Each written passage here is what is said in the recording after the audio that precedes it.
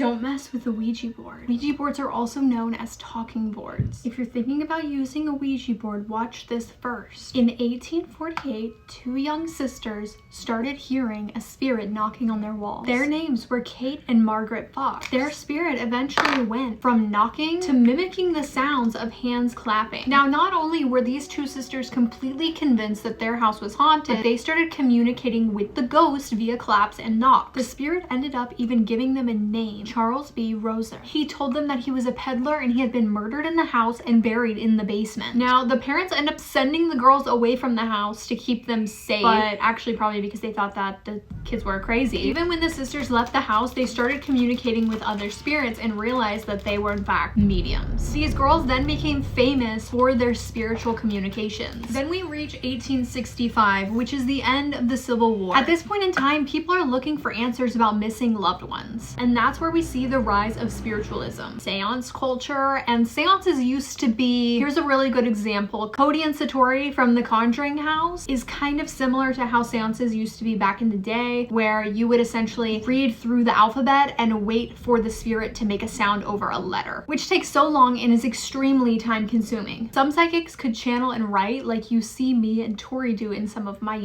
videos. So the answer to this problem, invention of the planchette. Planchettes used to look a little bit different than they do today. It used to be a triangular shaped object and you would put a pencil in it and then put it on a paper and move it around, kind of like a Ouija board. You would just let it write. This device is a mystery in itself because nobody has any idea who invented it, and it just randomly popped up and started being sold by a toy company. Now, what we do know about it is the word planchette means small board in French, and it's assumed that it was actually used in nunneries of all places. Now, since the pencil couldn't be lifted, this made it very hard for the words to be made out when you remove the paper later. In 1886, we see the invention of the talking board. Now, the credit of the board officially goes to Charles Kennard and Elijah Bond. They decided to patent the board with the help of Helen Peters Nosworthy. She was heavily involved in spiritualism and mediumship. Now, the first few times that they tried to patent the board, they were met with outright rejection. The main issue being they were trying to patent a board that could speak to the dead, which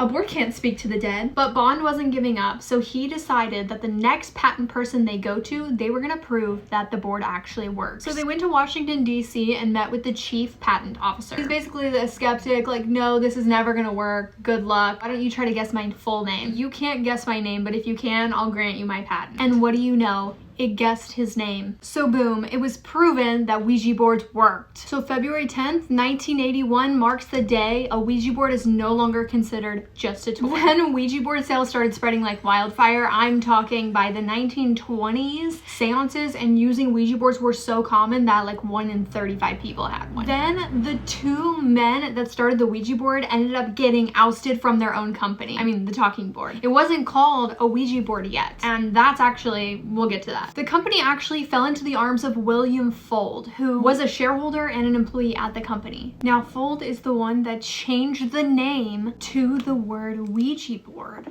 And he claims that the board told him what to name it. He asked its name and it's spelled Ouija. And then in 1927, Fuld mysteriously falls off the top of a Ouija board factory and dies. Now, because of his passing, a lot of people believe that Ouija boards are actually cursed. People all over the world use Ouija boards to talk to spirits, to talk to demons, to make deals with the devil. In my next video, I'm going to share some of the crazy untold tales of the Ouija board and its powers.